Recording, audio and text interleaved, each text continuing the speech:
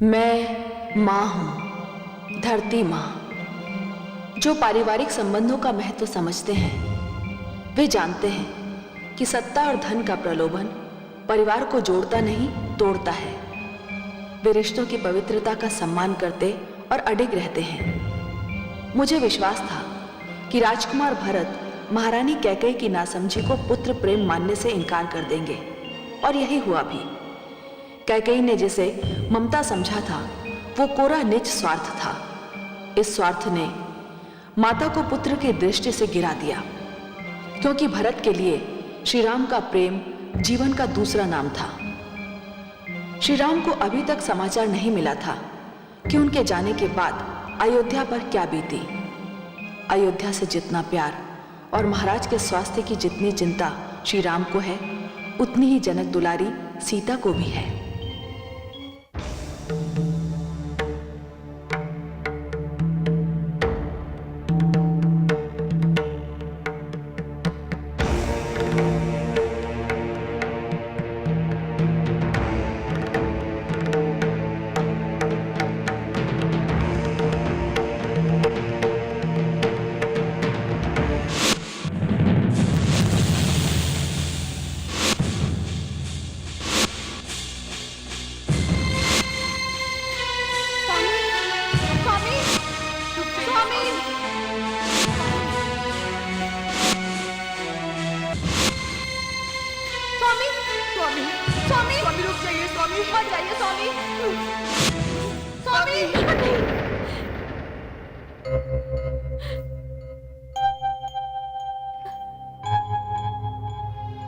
क्या हुआ देवी?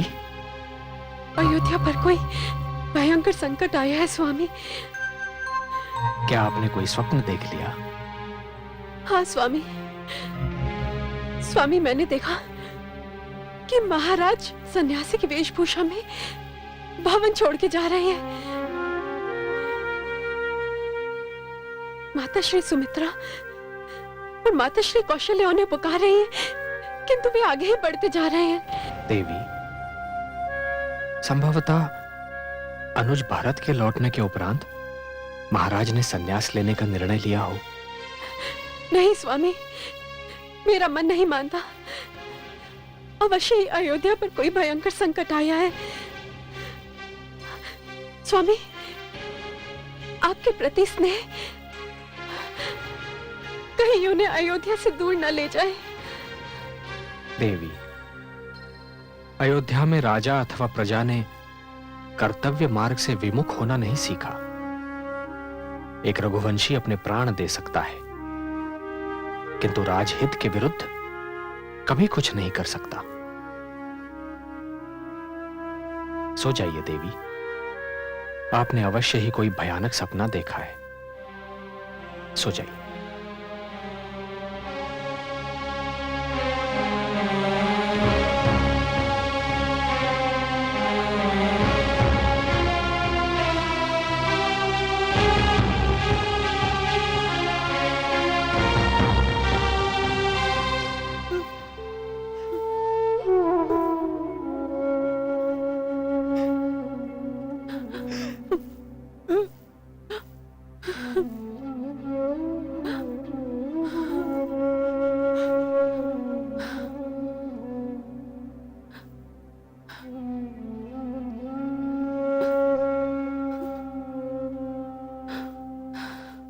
गुरुदेव,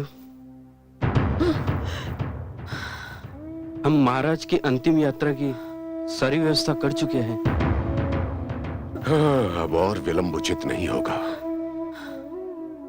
महाराज के अंतिम दर्शन का समय भी अब समाप्त हो रहा है।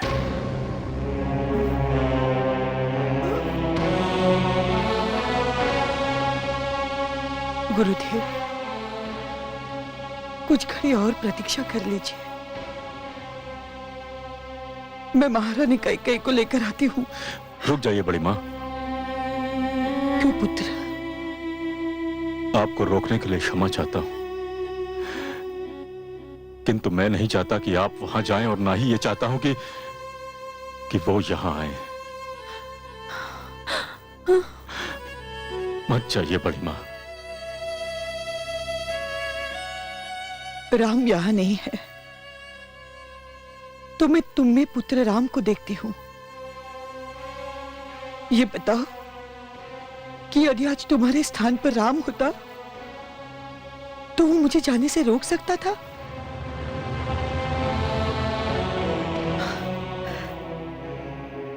तुमने सदा यही कहा है कि राम तुम्हारा आदर्श है। मैं भी यही चाहती हूं कि तुम सदैव अपने भाई का अनुसरण करो। हाँ।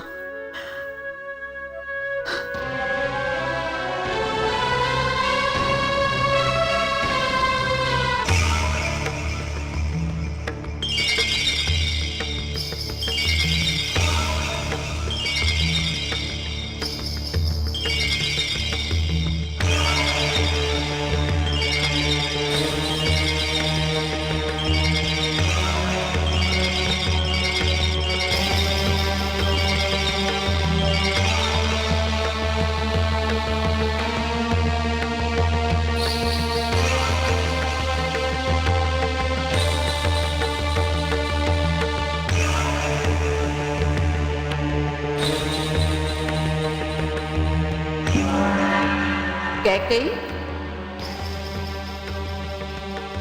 आज तुझे यह निर्णय करने में बड़ी कठिनाई हो रही होगी कि वास्तविक कैकेयी कौन थी। वो जिसने महाराज के जीवन की रक्षा की थी, अथवा वो जिसने महाराज से जीवन छीन लिया। वो जिसने महाराज के जीवन में प्रेम का रस घोला था, अथवा वो जिसने उनके जीवन में विष घोल दिया। वो जिसने प्रेम बंधन और विवाह को नए अर्थ दिए थे, अथवा वो जिसने प्रेम और विवाह की पवित्रता के सारे अर्थ व्यक्त कर दिए। कैकेयी, कैकेयी, कैकेयी। दीदी, मुझे क्षमा कर दीजिए दीदी, क्षमा। नहीं नहीं, मुझे स्पर्श मत कीजिए। मैं अपवित्र हूँ। मुझे स्पर्श करके स्वयं को अपवित्र मत कीजिए। मैं अभागन हूँ, मैं पापन हूँ, मैं महाराज की मृत्यु का कारण हूँ। मैंने एक घर को तोड़ा है। मैंने तो समस्त नारी जाति को कलंकित कर दिया।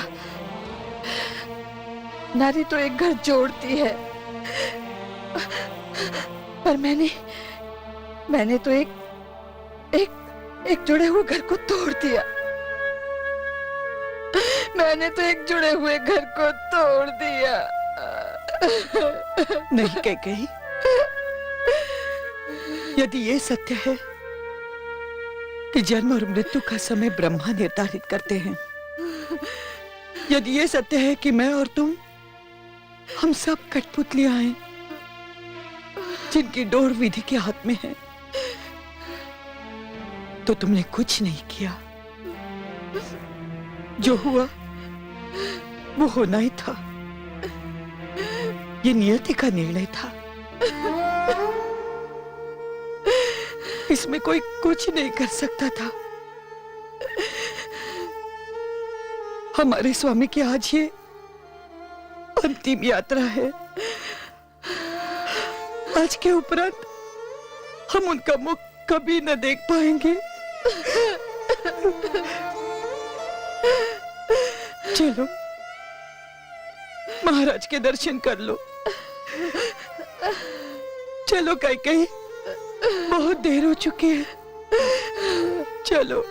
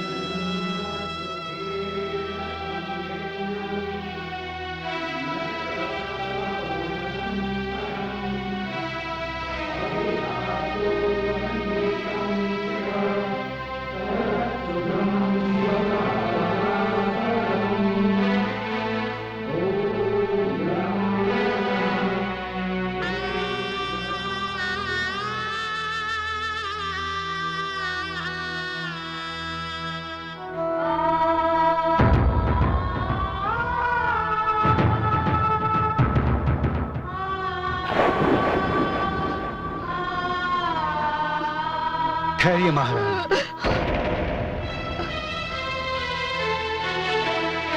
क्या बात है महामंत्री?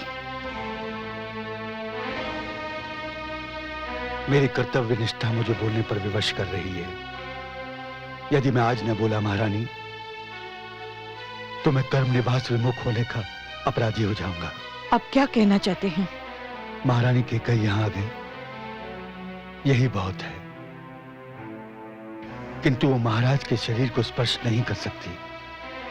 आप अयोध्या के महारानी को रोक रहे हैं महामंत्री? महारानी, इसे आप मेरा दुस्साहस समझिए, किंतु मैं विवश हूं। क्या विवशता है आपकी? महाराज का आदेश था कि महारानी कैकेयी को उनके शरीर को स्पर्श न करने दिया जाए। जिसने ये आदेश दिया था, अब वो इस संसार में नहीं है। किंतु महारानी, जिसने वो आदेश सुना, वो तो इस संसार में है। महारानी, मैंने जीवन भर महाराज के आदेश का पालन किया है। अब उनके अंतिम आदेश की अनदेखी करूंगा तो मैं जीवन भर पाप का भागी बन जाऊंगा। और यदि मैं ये कहूं कि आप कैकेयी को ना रोकिए, ये मेरा आदेश है, तो मैं अपना सर झुका दूंगा महारानी, और आपसे प्रार्थना करूंगा कि अपने आदेश का पालन करने से पहले मेरा सर धड़ से अलग कर दे।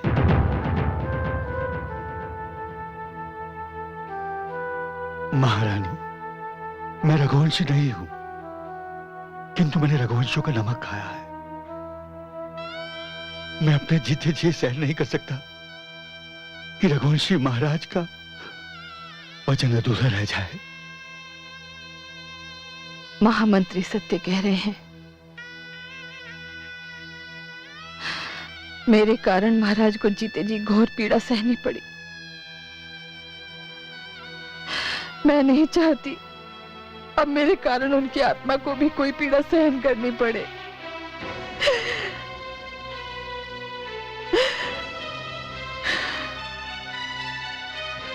यही नियति का निर्णय है। मैं तो उनके शव को भी नहीं छू सकती।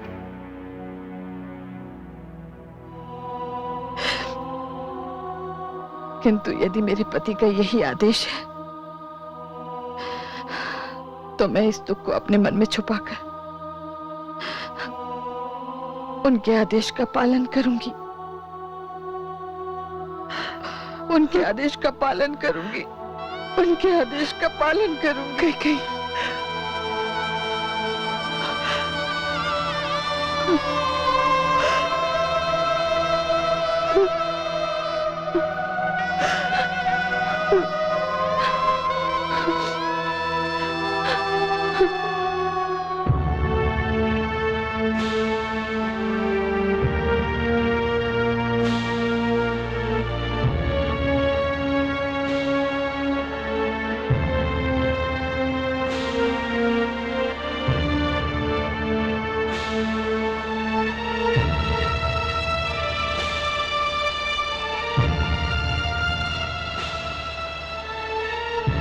क्या वो भ्राताश्री? अनुज, डूबता सूर्य जीवन के अंतिम क्षणों को गिनते हुए वृद्ध की भांति शांत होता है, किंतु आज स्वयं सूर्यदेव मानो ऐसे प्रतीत हो रहे हैं कि स्वयं मृत्युशैया पर लेटे हुए हैं, और सारा आकाश चिंता की भांति धू धू कर जल रहा है। अनुज, डूबता हुआ सूर्य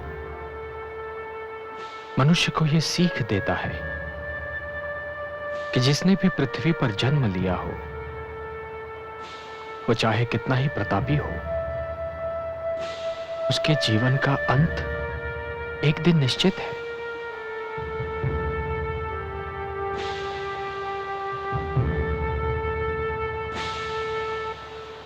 हे शिव, सबको शांति दीजिए।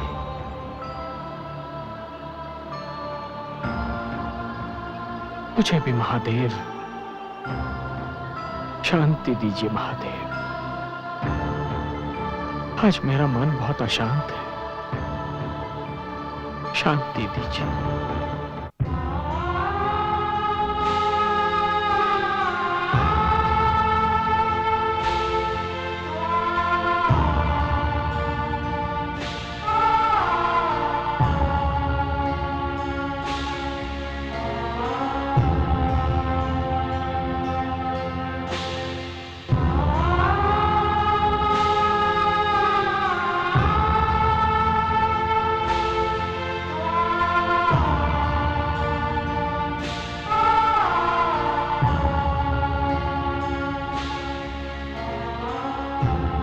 ये दृश्य इतिहास का पृष्ठ बन जाएगा। आकाश पर सूर्य अस्त हो रहा है और पृथ्वी पर रघुवंश के महाप्रतापवान राजा दशरथ के जीवन का सूर्यास्त हो रहा है। प्रिय शिष्य भरत, अपने पिता महाराज को मुखाग्नि दो।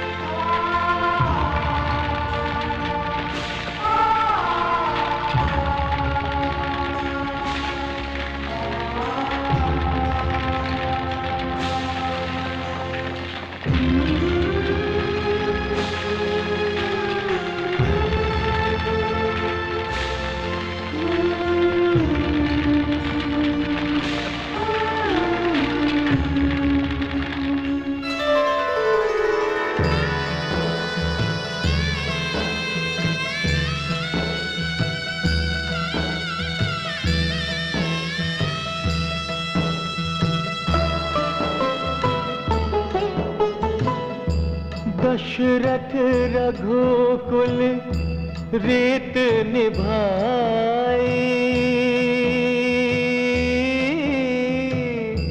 प्राण जाए पर वचन न जाए।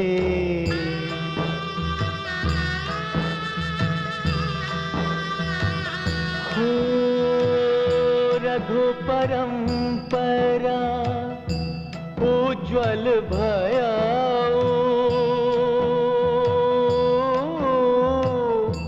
दशरथ युग समाप्त हो गया। दशरथ युग समाप्त हो गया।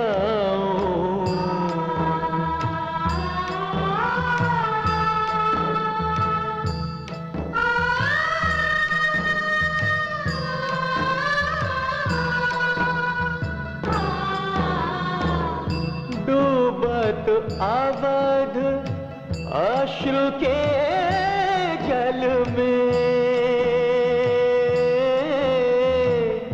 दशरथ सूर्य अस्त भयो पल में।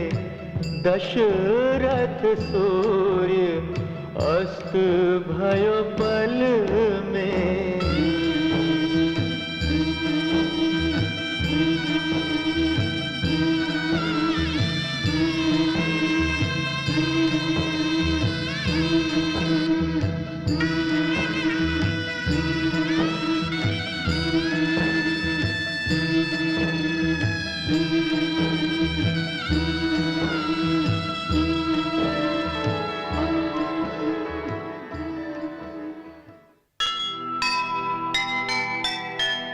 दशरथ को सब कुछ मिला, राजपाट धन धाम। क्या कहने सौभाग्य के, मिले पुत्र श्री राम। राजपाट धन धान सब आया न कोई काम। देव